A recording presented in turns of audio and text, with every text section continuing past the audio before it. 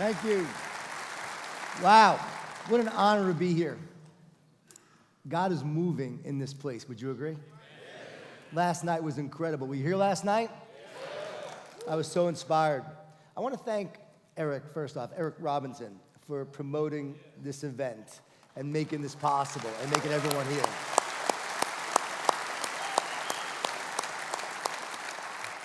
Yeah, he did such a great job. I mean, anytime you posted something on Twitter, he would be like, I'd post like, I love salsa. He's like, we have salsa in Dallas-Fort Worth. There's gonna be salsa at the men's conference. There will be salsa here. Come to the men's conference. He just did an incredible job marketing. I'm here, and we're calling this a men's conference, but I believe it's a leadership conference because you all are leaders. You may not have thought of yourself as a leader, but if you influence one person, you are a leader. And we're gonna talk about the power of positive leadership today. I love Dallas, I love this area because you all are so positive. You're so optimistic. You believe that Texas should be its own country. The rest of the country's holding you back. I love speaking to leaders in conferences like this because I know that you're lifelong learners. You're here to get better. I was at a leadership conference once, this area. I look over in the front row, and who's sitting there but Zig Ziglar, one of my heroes. I couldn't believe it. I ran over to Zig. I said, Zig, one of the big goals of my life was to meet you. Zig looked at me and said, you need to have bigger goals. Still sharp after all these years, and while I'm speaking, I look over, and Zig is taking notes.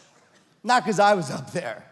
Anybody could have been up there, he would have been taking notes. At 82 years old, he was a lifelong learner. Still learning, still growing, still improving, still striving to get better. You know what I realized about this conference too on the way here? I realized it's a special group. We had Inky Johnson, Derwin Gray, then me right now, and then Derwin Gray after me. I realized it's like an Oreo cookie, and I am the white filling in the middle. The sweet white filling, hopefully. But it's a special group, special people. You guys are here, it's incredible. And we're just gonna talk about the power of positive leadership and the impact that a positive leader can make on their organization, on their people, on their families, on their communities. And I love talking about this because I have seen firsthand the impact that positive leaders can make. But I have to tell you, I think it is ironic that I speak about this because I am not naturally positive. I grew up in Long Island, New York.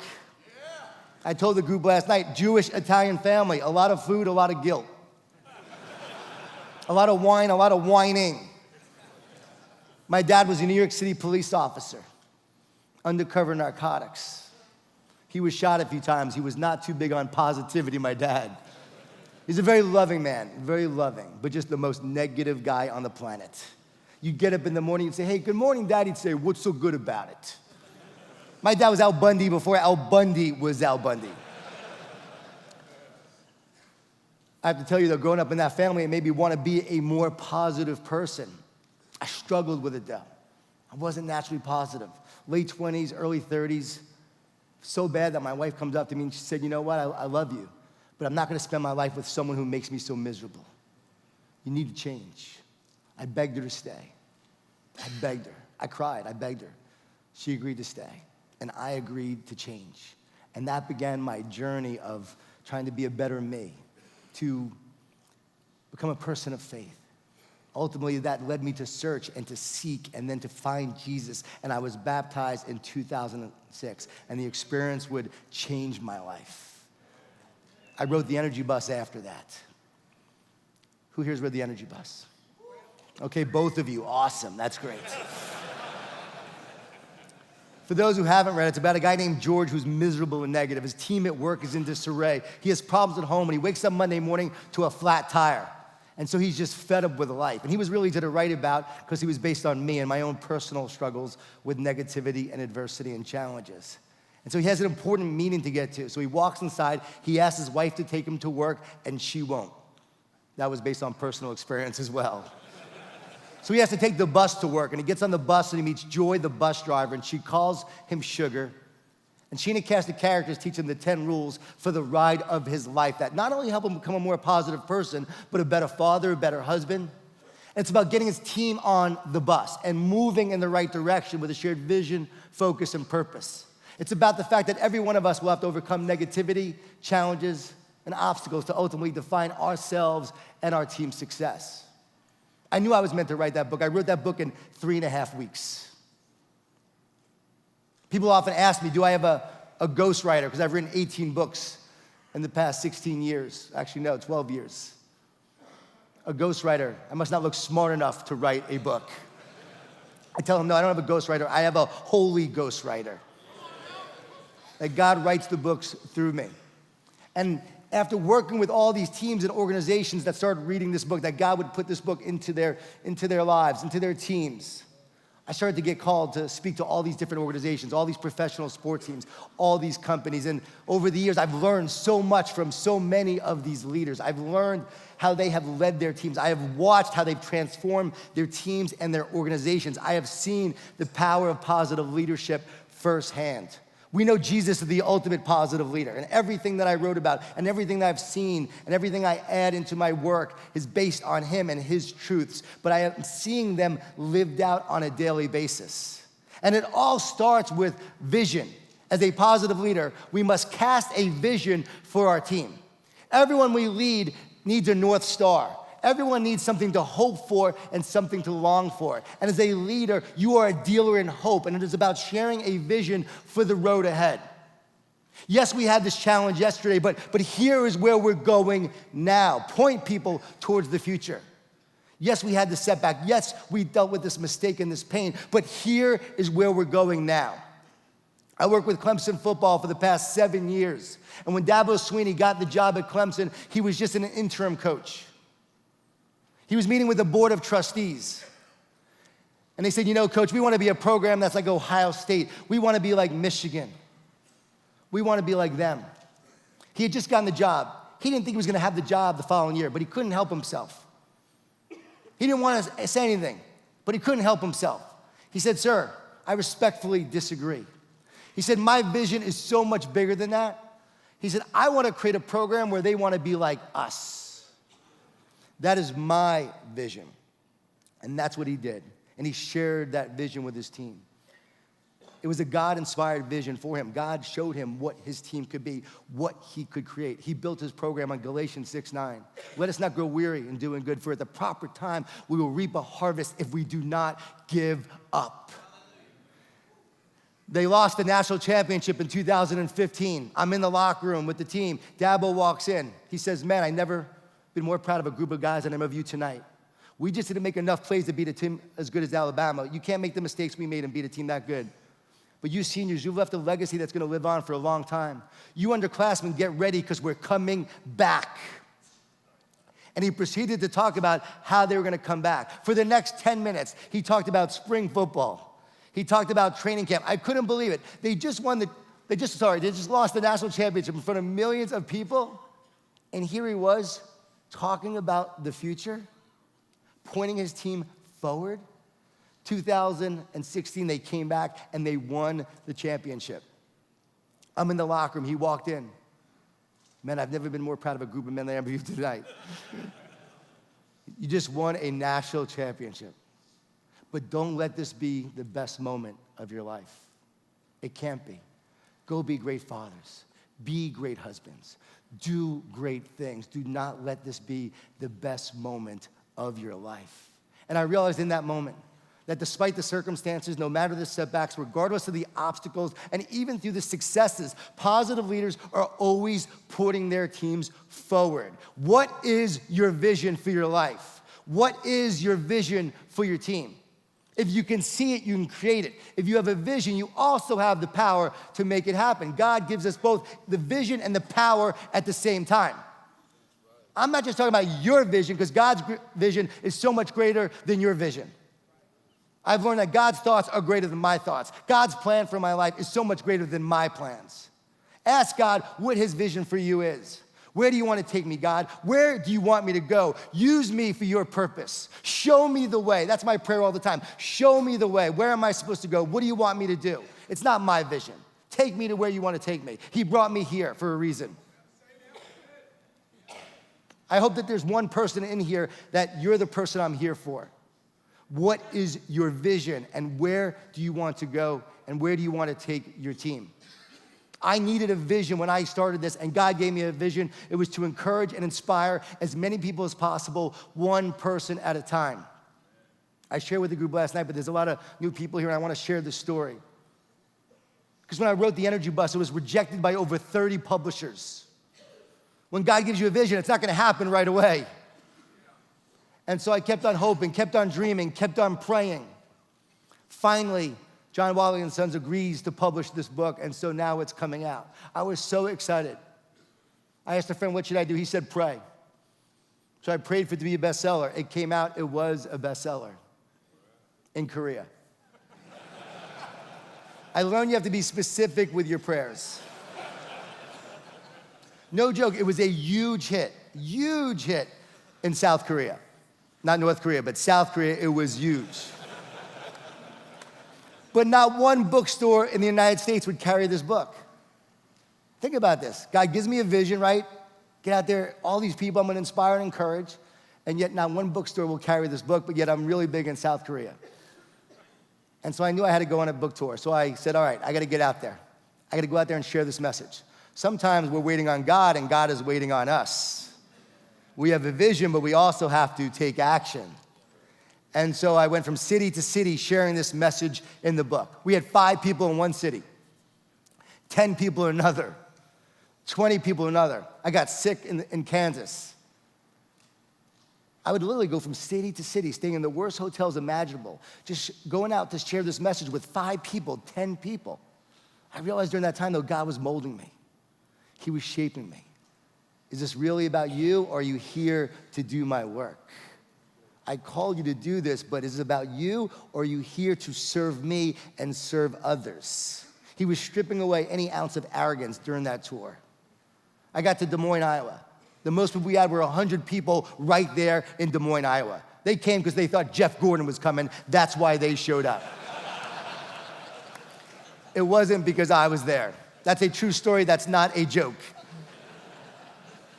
I got home, I'll never forget, my wife was so supportive. You know you're with the right person when they give you strength. And I didn't know what the future held because it was not very encouraging. But I knew he held my future. I knew I had my vision. And every day from that moment on, my job was just to live and share that vision. Here I am now 12 years later, and I get to be with you all today to share this message. Thank you.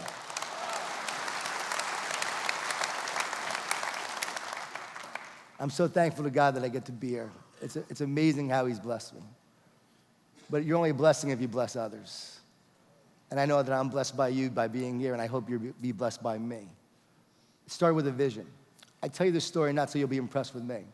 I tell you this story because I want you to look inside yourself. I want you to know that there's a vision for your life. I want you to know that God has a vision for you. Jesus said, even greater things than I shall you do. He calls us to greatness. We were never meant to be average. Even greater things than I shall you do. He's here to move through you, to work through you towards a greater vision for your life. And then I want to encourage you to make sure that you share this vision with others. Share this vision with your team. Your team gets discouraged. Keep the vision alive for them. Keep pointing them towards the future. We don't give up because it's hard. We give up because we get discouraged. We have to stay encouraged and move our team towards the vision. And that leads us to the next thing that positive leaders do, is that they lead with optimism and belief. They stay positive through the journey. Because what I find is I speak to a lot of teams in spring training or training camp for football, and everyone is positive during training camp because they're undefeated. But what we do is we see who stays positive throughout the season. And the great teams stay positive throughout it. I want to share with you a story. I think this is a great analogy for life. My family and I, we were traveling from Jacksonville, Florida, where we live now, going to Maine, first time ever going to Maine, connecting in the Philadelphia airport. We arrived an hour and a half late for our connecting flight. We landed in Terminal A, and we're leaving from Terminal F. And I know in Philly you have to connect at C16, which is really far from A. You get to C16, you then have to take a bus shuttle, which then takes you to F. I look at the screen, we only have 10 minutes to make our connect and flight. I'm thinking there's no way we're gonna make it, but we have to go for it. So I look at my wife and kids. My children were 8 and 10 at the time. I said, all right, guys, let's start running. So there we are now running through the airport. Those who travel recently, have you noticed more people running through airports? Next time you see someone run by you, I wanna encourage you to do what I do, cheer them on. Even outside in the parking lot, cheer them on. I cheer people on all the time. The other day, this woman was running by me in the Atlanta airport, and I said, go, go, go, I believe in you. You can do it. You can tell she hadn't run in a long time. I'm not trying to be mean, but she was really doing her best. She was struggling, though. She ran by me like this. I don't always get that response.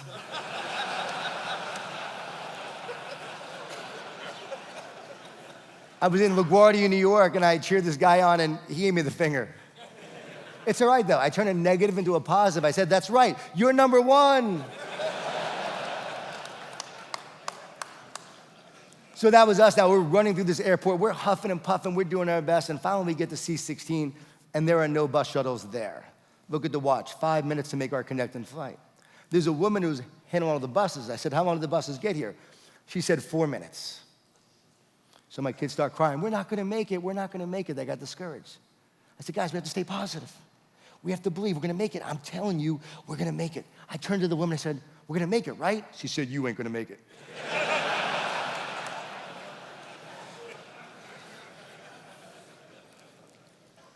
Finally, the bus arrives, we get on the bus, we get to Terminal F. 1 minute to make our connect and flight. So now we are sprinting down Terminal F. I have to admit, I left my wife and kids in the dust. I was getting on that plane with or without them. And just as I arrived, guess what happened? Who thinks it was delayed? Who thinks they slammed the door right in my face? Yeah, they slammed the door right in my face. I said, man, my wife and kids, they're on their way thinking that would help. She said, I'm sorry, sir, there's nothing I can do. I said, you don't understand, we have all these plans, all the flights are booked, we'll have to stay overnight in the airport. It'll ruin everything. We have to get on this plane. She said, I'm sorry, sir, the plane is pushing back. Look. My wife and kids arrived in that moment. We walk to the big window. We see the small plane. It's pushing back. As we're watching this plane push back, we're just so dejected. But then we realize that we can see into the cockpit. We realize that we can see the pilots. We realize that they could see us. We make eye contact. So my wife and kids are jumping up and down, waving to the pilots. About a minute later, the door opens, a woman comes out, she says, it worked.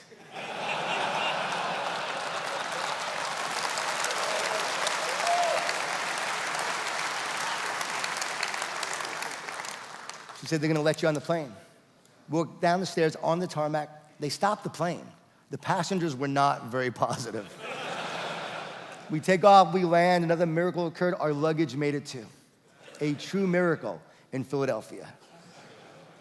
So we're driving away in a rental car. I think, okay, great teachable moment for my kids. I said, so what'd you learn from this experience?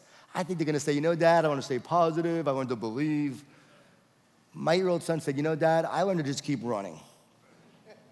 And when he said it though, I said, you know, there's a lot of truth to that. I turned to my wife, I said, you know, so often that's the key to success, is that we just keep running.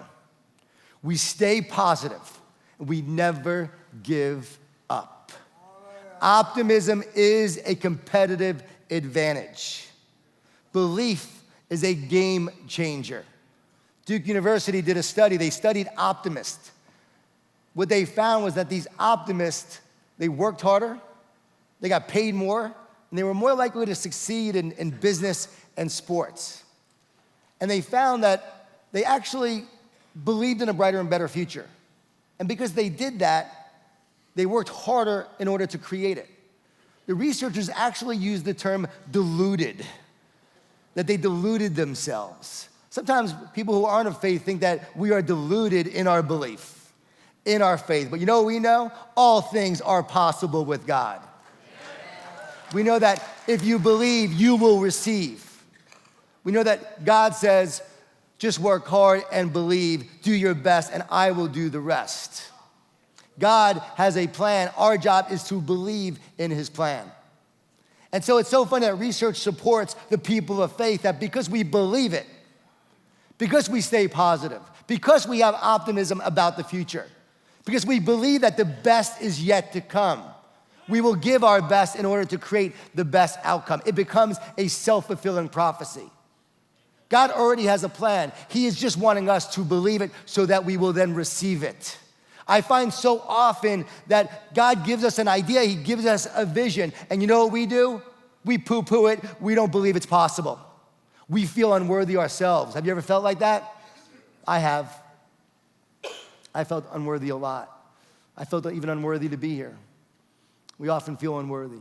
And so what happens when we feel unworthy and God gives us this idea, this vision, and in our unworthiness or our lack of trust and belief about what God can do, we never realize the plan that God has meant for us. He wants to give it to us, but we don't receive it because we don't believe it. When God gives you an idea, when he gives you a vision, your job is to simply believe that it is possible and then to work hard to create it and let him do the rest. You plant the seeds, let him create the harvest. Are you with me on that? Can I get an amen for that? See, here's the thing. If you don't have it, you can't share it. And so it's not about just being positive for ourselves. It's about being positive for others. It's about helping others with belief. It's about transferring our belief to them. Leadership is a transfer of belief. That is what Jesus did. He transferred his belief to his disciples. We need to believe in our team more than they believe in themselves. That's what parenting is all about. I've had to do that with my two kids because they've had doubt, they've had fear, they've had a lot of negativity. And it's a constant source of just belief and encouragement. But it starts with us. You have to feed yourself so you can feed others. There's a great story about a man who goes to the village to speak to the wise man. And he says to the wise man, I feel like there are two dogs inside me. One dog is this positive, optimistic, and energetic dog, and I have this mean-spirited, angry, negative dog, and they fight all the time. I don't know who's gonna win. And the wise man thinks for a moment and says, I know who's gonna win, the one you feed the most. So feed the positive dog. And the best advice I ever heard is from Dr. James Gills, the only person on the planet to complete 6 double Ironman triathlons. 6 double Ironmans, which means you do an Ironman and then 24 hours later you do another one. The last time he did it, he was 59 years old. I asked him how he did it. He said this, I've learned to talk to myself instead of listen to myself. He said, if I listen to myself, I hear all the negative, all the fear, all the doubt, all the complaints. But if I talk to myself, I can feed myself with the words and the encouragement that I need to keep on moving forward. Who here needs to talk to themselves instead of listening to yourself? Talk to yourself. Instead of focusing on what you have to do every day, focus on what you get to do. You don't have to, you get to. You get to live this life. You get to be part of an incredible movement of men. You get to have the family you have. You get to even parent your crazy kids right now. You get to. I've been there. I've had to say that to myself. When you're facing a challenge, don't look at the challenge. No, it's an opportunity to learn, to grow, to improve, to get better. I was speaking in a bunch of spring training camps, and I'm going from facility to facility speaking to 3 different baseball teams, and they kept on saying, John, baseball is such a game of failure. It's a game of failure. It's so hard to stay positive in baseball because it's a game of failure. I said, you know what? I don't see it that way. I said, you know what? When I go to these facilities, here's what I'm going to share to those teams, and here's what I shared with every player. I said, yes, it's a challenge, but it's an opportunity. It's not a game of failure, it's a game of opportunity. Because every at-bat is an opportunity to make the next one great. Every day is an opportunity to make the next one great. It's all how you see it. What is your perspective? How you see the world determines the world that you see. We have to feed the positive. See, what's happens is negative thoughts are always coming in. I shared this last night, but negative thoughts are always coming in. And I ask these athletes, and I also ask this of everyone I meet, do your negative thoughts come from you? And people say, yeah. And then the next question is, really? Who would ever choose to have a negative thought? Would you ever choose a negative thought? I would never choose one. I know you wouldn't. No. Negative thoughts are coming from the enemy. He is known as the father of lies. And the enemy is always filling our mind with negative thoughts. Here's the key. Just because you have a negative thought doesn't mean you have to believe it. Instead, what you do is you speak truth to the lies. As Dr. James Gills did, you speak truth, words of encouragement. He would memorize and recite scripture, and that is what fueled him. Don't listen to the lies. Speak truth to the lies. And one of the biggest lies is fear. Fear that you're not good enough. Fear that you won't be successful. Fear about your children. Fear about your finances. Fear about your future. But there is a greater power than fear, and it is love. Love casts out fear. I was with a field goal kicker. He was really struggling. It was his second year in the NFL. It was on ESPN that he might get cut from the team, talking about him getting cut. I said, what's going on? I'm thinking too much. I said, tell me about your rookie season. I was living my dream. I was loving it. I was loving kicking. I was loving being in the NFL. I said, tell me about this year. I missed a couple kicks in preseason. I'm thinking way too much. I'm worrying about everything. I don't want to lose what I have. I don't want to let the team down. I don't want to let coach down. I reminded him that perfect love casts out fear, that he was loved by God and that his performance does not define him. He is defined by God, and he is a child of God, and in Christ, that's who he is. I said, if you love it, you won't fear it. Get back to just loving it. Get back to loving kicking. Get back to loving playing, and that's what he did. He's been in the NFL since. It wasn't me. I just spoke truth to him, and I'm sharing that with you now. Don't focus on the fear. Focus on the love. Know that you are loved. Are you with me on that? Yeah. There is a greater love for you. The greatest lie of all is that we are not children of God, that you are not a child of God. My good friend Erwin McManus taught me this. He led me to Christ, by the way. Didn't know him at the time, but he led me to Christ. And he taught me this. He said, you know what, John? It's all started in the garden. He said, when Adam and Eve were in the garden, everyone thinks that they ate the apple because they wanted to be like God. He said they already were like God. They were made in the likeness and image of God. What happened was the enemy convinced them that they weren't. And Derwin talked about identity. And know this, you will always be attacked in the place of your identity. I'm not gonna believe the lie. I'm gonna know that I am a child of God, I am loved by God, and I am here to do his will and his plan. I'm not gonna listen to the lies or the fear. I'm just gonna every day love others, love God, and be loved by him. And if I do that,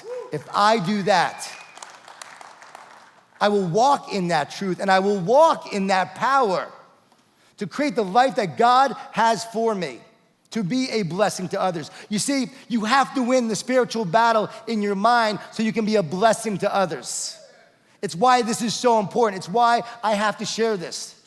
Don't believe the lies, know and live the truth. There is power in that. I can't tell you how many Christians I meet who do not understand this. I say, read the Bible and you will see it's right there. When Jesus was brought into the wilderness and tempted, every time the enemy said something, Jesus responded, it is written, it is written, it is written. He spoke truth to the lie. He gave us the game plan. He gave us the blueprint of how we win the battle against our demons and against the enemy. It's not even our demons.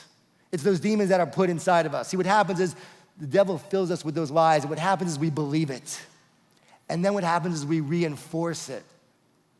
And then we even talk about it. And then we feel guilty. No, you have to understand that they're not coming from you. Stop blaming yourself. What you have to just start doing is armor yourself with the truth and living that truth. And that is real positivity.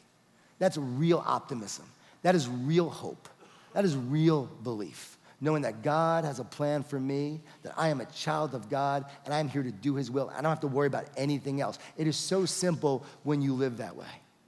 And when we live that way, we can now make a greater impact on others.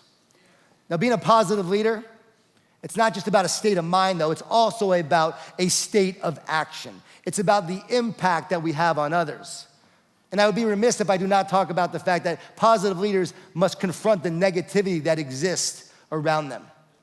The biggest mistake leaders make is we do not deal with the negativity that exists on our teams and in our organizations. And what happens is the negativity then persists and exists, and it breeds and grows. We must deal with it.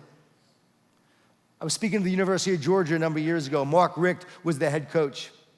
I spoke to the team. Everyone read the energy bus. And after I spoke, they lost the first 2 games. I thought I ruined them. After the second loss, I sent Coach a text. Coach, I still believe in you guys.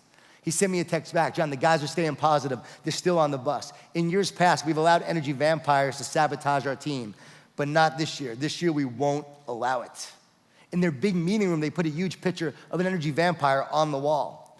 And anytime one of the players was being an energy vampire, they took their picture from the media guide and they put it on the wall. No one wanted to be on the wall. I'm not saying you should do this in your offices.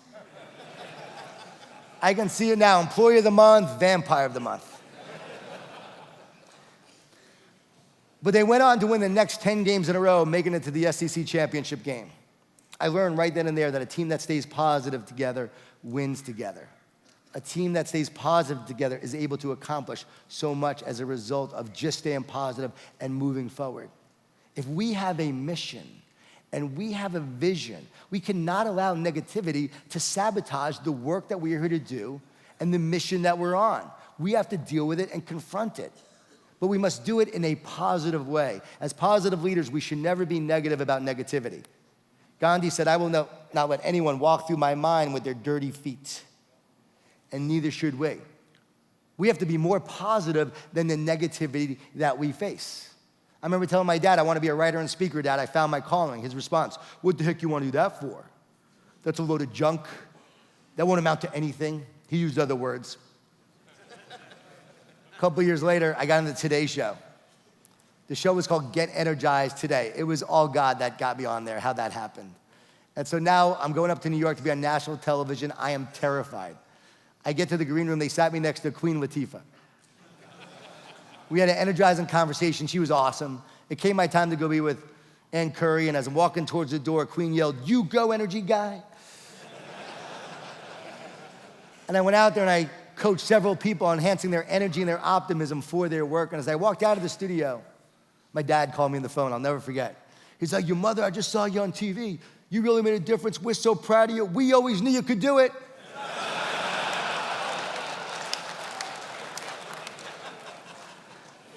Not everyone will see what you see. Not everyone will share your vision and your belief and your optimism. But your faith must be greater than all the negativity and doubt. You keep on moving forward. Confront the negativity. Deal with the challenges. Have the difficult conversations as a team. Talk about it at the cultural level. We have to stay positive so we can do our best work. Negativity will sabotage us. Let's deal with the issues at hand so that we can come together and then we can grow. Implement the no complaining rules, which says you're not allowed to complain unless you come with a solution. It will transform your team. It will transform your organization. And then you can do your best work. When you're feeding the positive, you're weeding the negative, then you can create an environment where now you do your best work as a leader. And what is that? It is developing relationships. It's all about relationship. Jesus shows us that. If you were a betting man 2,000 years ago, who would you have bet on, the Roman Empire or a small Jewish rabbi with 12 incompetent followers? 2,000 years later, we name our kids Peter, Paul, and Mary, and our dogs Nero and Caesar. Jesus turned the world upside down through the power of relationships. I want to encourage you to make a time to invest in your relationships. Look at what he did with his 12. He had one energy vampire, but look what he did. I thought that was funnier than you guys obviously did. What would happen if you just invest in the guy next to you, the two next to you? If you say, hey, let's invest in life together, what would happen if you just went back to your team and said, you know what, I got 10 people on my team, and I'm gonna invest in them. I'm gonna pour into them. I'm gonna develop a relationship with them. Because you can't lead someone if you don't have a relationship with them. You can't motivate them if you don't know what motivates them. It's so simple. I want to encourage you to have a one-on-one meeting with everyone you lead, with everyone on your team. It doesn't matter if you're the leader. I want to encourage you to meet with everyone you can. One person a day. Try to connect with one person a day. Can we do that? One meaningful connection every day in a powerful way. Talk about their vision. Hey, what is your vision? Ask them, what is your vision? How can I help you achieve your vision? And you start talking about that, and that's gonna meld you two together right there, bond you two, as you then are there to help them achieve something. How can I serve you? You don't have to be great to serve, but you have to serve to be great. It's all about the relationship that we develop. It's not about what can I get from you, but it's about what can I give you? How can I encourage you and be there for you and develop a relationship with you? And as we develop these relationships, we build strong teams. 4 C's I just wanna encourage you with and help you remember to practically put this into action. We must communicate, connect, commit, and care. Communicate, connect, commit, and care. That is the key to building any great relationship, to build a trust and build a bond. Most teams break down because of poor communication. And where there's a void in communication, negativity will fill it. Remember that. Have you ever not communicated well and something bad happened? Oh yeah, it happened to me. I was running really late to a speaking engagement, and I go to grab my bag out of the kitchen. I look at the back patio, and there is a snake on the patio. I do not have time to deal with this snake. I have to get to the airport. So I grabbed my bag and I ran out the door. As I ran out the door, I noticed that my wife's cell phone was on the counter. Catherine is running errands. I'm thinking, I gotta let Catherine know about the snake. So I'm driving really fast to the airport. I finally come to a red light. I pull out the phone. I start texting her. Catherine, there's a snake on the patio. Green light, take off. Sprint through security, sprint on the plane. Just made it. Pull out the phone. Catherine, did you get my text? She's like, yeah, John, I got your text. You typed snack instead of snake.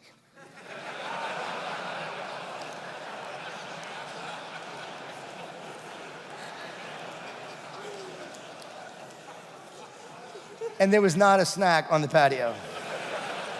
I'm still paying for it to this day. My wife got me a book shortly after that. She said we should read it together. I look at the cover. It's called Have a New Husband by Friday. It's all about slowing down to make sure that we communicate. Go back to your teams. Go back to the people in your life, your family members. And you say this on a scale of 1 to 10, how well do I communicate with you? How well do I communicate with you? What would make it a 10? Can we all do that? What would make it a 10? You're gonna get so much feedback from your friends and people if you can do that. That leads us to the next C, which is to connect. The difference between an average team and a great team is connection. As a leader, we must connect with the people that we lead. We must connect with the people in our life. And then we must help foster the connections among them.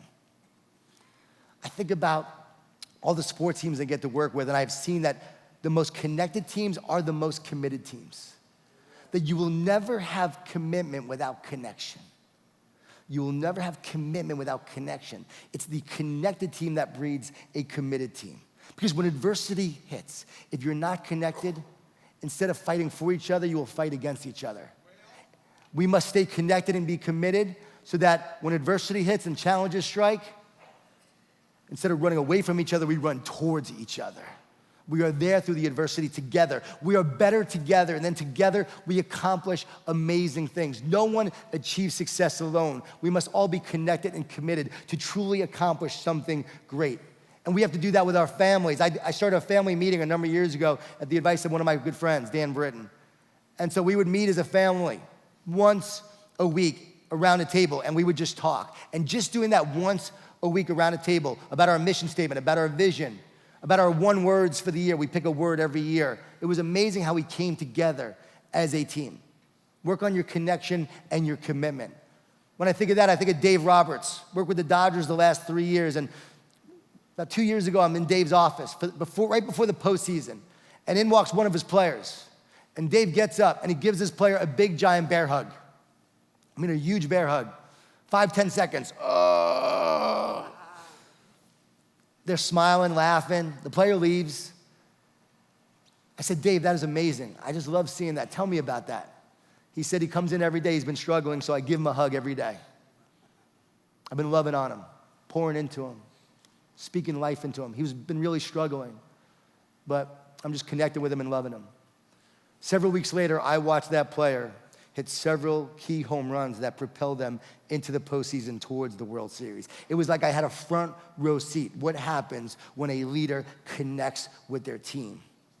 Ask yourselves, how connected am I to my team? How connected am I to the team around me? And it is that connection that will help you develop a stronger team. I believe we are one body here, and the more connected we are, the more committed we will be, the greater impact we will have. If we want to talk about Jesus, if we want to talk about the impact he's had on our lives, if we want to bring more people to him, what we have to do is connect with others so they sense our commitment to them and our love for them that will truly transform them. It is the relationship where that happens. And I think of commitment, and that's what happened to me. I grew up with a biological father who wasn't committed to me. He left when I was a year old. The New York cop is my dad who raised me since I was 5. He was committed. I saw the difference between a dad who commits and a dad who doesn't. My Italian dad, the cop, was not a believer. He was not a believer, and yet he showed me the love of Christ by the way he loved me and sacrificed for me. But I had a lot of issues. I had a lot of pain. I had a lot of wounds from my biological father. I had a lot of sense of abandonment. I had a feeling of unworthiness all the time. And I remember when Jesus changed my life, it was really easy to understand his sacrifice for me because I understood my dad's sacrifice for me. But it was hard at first because I felt so abandoned and I had the wound from my biological father. But it's weird. My biological father and the lack of love I had for me is what made me seek the love of my heavenly Father. And it's that love that transformed my life. It was Jesus' commitment on the cross that lives through me now and drives me to be committed to others. That through his greater commitment, through his sacrifice, we are now meant to go out there and commit to others and show them what that looks like. Show them what that sacrificial love looks like. The atheist cannot explain where sacrificial love comes from. Darwin should not exist when there is just survival, right? They think it's all survival. No, it's not just about survival.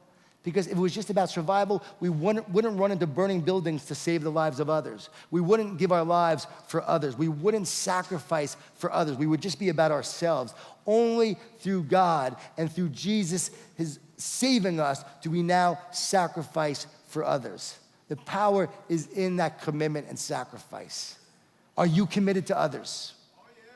Are you demonstrating your commitment to others? It is through that commitment that you will see a greater impact on their lives. Communicate, connect, commit. And then the last C, care. It's really simple. Positive leaders care so much that they bring love and accountability to those that they lead. Love and accountability. I love you. First and foremost, I love you. But because I love you, I'm gonna challenge you to be your best and help you grow. You need both as a leader. If you had a lot of love and no accountability, your team's gonna have a great relationship, you're gonna have a lot of love, but you're not helping them get better. If you have a lot of accountability and not enough love, you're driving them all the time, you're pushing them and you're grinding, but there's not a lot of relationship there, and so they get burned out, they get tired, they get fatigued. We need to lead with both love and accountability. I call it love tough instead of tough love. That if I love you, I earn the right to challenge you and push you. That is leadership right there. And positive leaders lead from the inside out in doing that. The inside out. Inky was asked about the circumstances and the challenges and how do you overcome them. It is knowing that the circumstance has no power over you. That we lead from the inside out. The power is on the inside. I was walking across the court and there's a superstar basketball player and a coach, and they said, John, we were just wondering what has a bigger impact on a team? Home field advantage in baseball or home court advantage in basketball? What has a bigger impact on the opposing team? What do you think? Some say basketball, some say baseball. The answer is neither. When you know the outside is just noise, it's just circumstances, it's just media, it's social media. There's a lot of clutter on the outside. You know we don't create our world outside in, we create it inside out. The power is on the inside. And through our love, our spirit, our passion, and our joy, we create the world inside out. Jesus said the kingdom of God is inside you. The power is on the inside. And as positive leaders, we don't worry about the circumstances. They happen, the events happen, the challenges happen, but we know they have no power over us. We then go to work and we create our world inside out through the power of love instead of the love of power. And in doing that, we change the world. I want to leave you with this. Positive leaders leave a legacy of purpose, a legacy of love. All this doesn't work unless you are driven by a greater purpose. We don't get burned out because of what we do. We get burned out because we forget why we do it. The research is clear. More people die Monday morning at 9 a.m. than any other time. Think about that. People would rather die than go to work. But we don't have to live and lead that way. No, we can live and lead with a greater purpose, to leave a legacy in the lives of others. I was thinking about Jesus and how he led.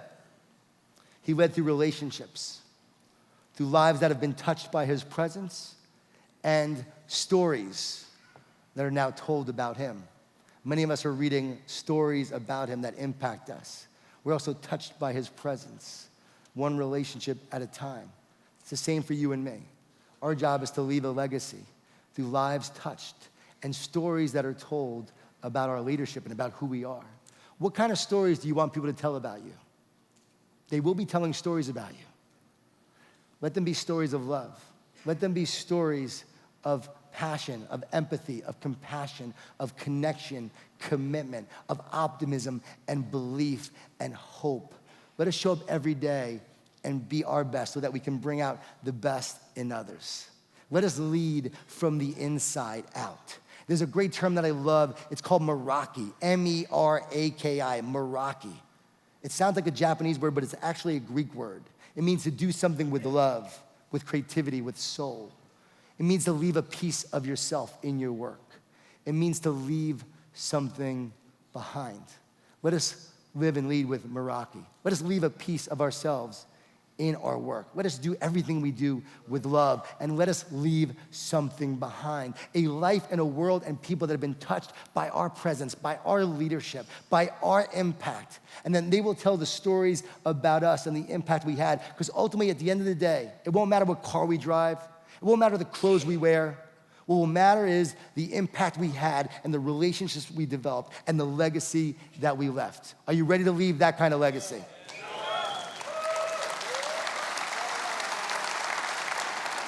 My daughter wrote her college essay, and it said, when I was young, my mom struggled with her health, and my dad struggled with himself. But I watched as he worked to become a more positive person. And then he started sharing this message with others, and they started to become more positive. They started to change. And if he can change and they can change, the world can change. You better believe it brought tears to my eyes, and I started crying as I read it because I realized how my one decision to follow Jesus, to be a more positive leader, not only impacted me, but it impacted everyone around me. And I know this, that your decision to be a positive leader won't just make you better, it will make everyone around you better. Let us start today. One person will influence, they say, 80,000 people in the course of their lives. One person. I started out by saying that even if you impact one person, you're a leader. But just imagine and realize now that you will impact 80,000 people in the course of your life. Imagine yourself in a stadium with all these people around you in the stadium. And then imagine Jesus saying, well done, good and faithful servant. Thank you so much.